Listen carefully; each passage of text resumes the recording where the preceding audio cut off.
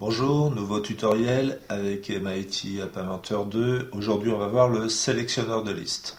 Et on va faire un programme un peu plus évolué. Alors, je vous montre de quoi il s'agit. On a ici notre écran de smartphone ou de tablette. On veut avoir une question, on clique dessus, on clique sur un bouton. Il nous affiche la question ici. Quelle est la ville la plus au nord?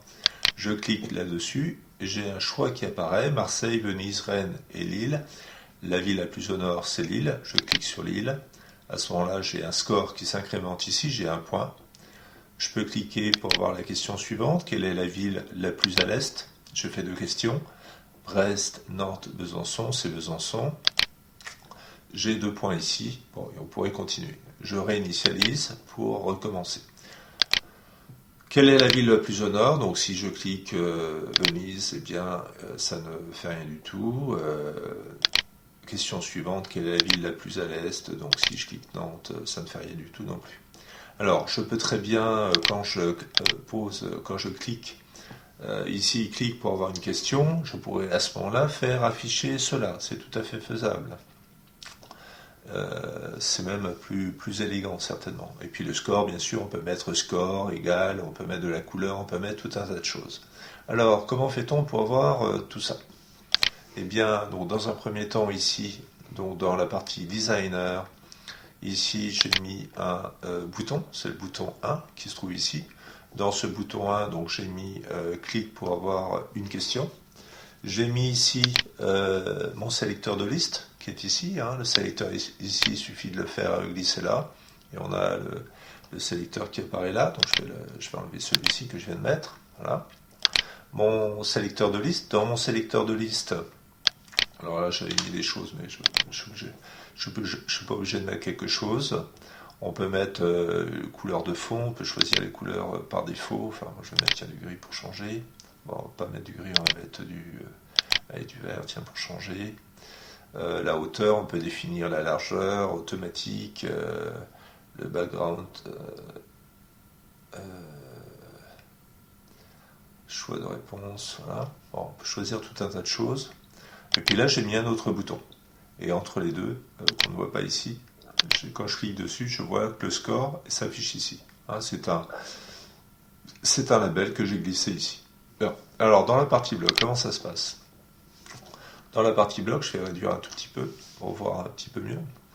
Alors, dans un premier temps, quand je clique sur le bouton 1, donc le bouton 1, je vous rappelle que c'est le bouton 1, c'est celui-ci. Clique pour avoir une question, c'est le bouton 1. Donc, quand je clique sur le bouton 1, je regarde déjà mon compteur. J'ai deux questions. Alors, j'ai mis un compteur, j'ai mis une variable qui s'appelle compteur.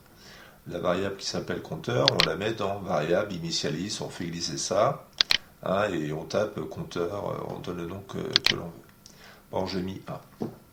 Ensuite, j'ai mis une autre variable qui s'appelle score, je le mets à 0 au départ, et une autre variable qui s'appelle réponse. C'est la réponse sur laquelle l'utilisateur va cliquer. Bon, quand je clique sur mon bouton, alors je regarde si c'est la première question. Est-ce que c'est la première question? Obtenir global compteur, est-ce que global compteur est égal à 1? Si oui, alors, il met le sélectionneur de liste donc, que j'ai introduit, le texte du sélectionneur de liste, il met à quelle est la ville la plus au nord. Alors, cette partie-là, quand je vais cliquer ici sur le sélectionneur de liste, le texte, c'est le texte qui apparaît ici. Là, j'ai le choix de réponse, je vais l'enlever. C'est le texte qui est ici, je peux le définir directement dans la partie bloc. On peut tout définir par programmation, en quelque sorte. Quelle est la ville la plus au nord? Celle qui va afficher. Ensuite, ensuite, il met le sélectionneur de liste, les éléments de la chaîne, donc les éléments de choix, Marseille, Venise, Rennes et Lille.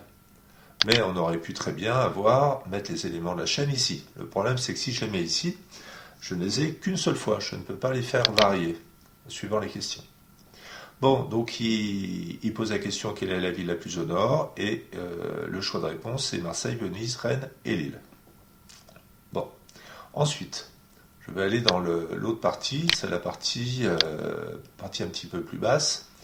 Quand sélectionneur de liste après prise, c'est-à-dire quand on a cliqué sur le sélectionneur de liste, sur notre réponse, alors qu'est-ce qu'il fait?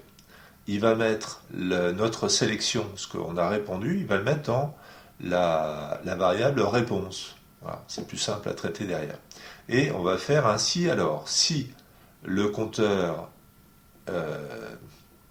si le compteur est égal à 1, alors, c'est-à-dire si c'est ma première question, alors je vais vérifier donc ma réponse. Si la réponse est Lille, c'est-à-dire la bonne réponse, alors le score, qui était à 0 à la base, je vais dire que le score c'est égal au score, donc 0 plus 1. 0 plus 1, ça fait 1.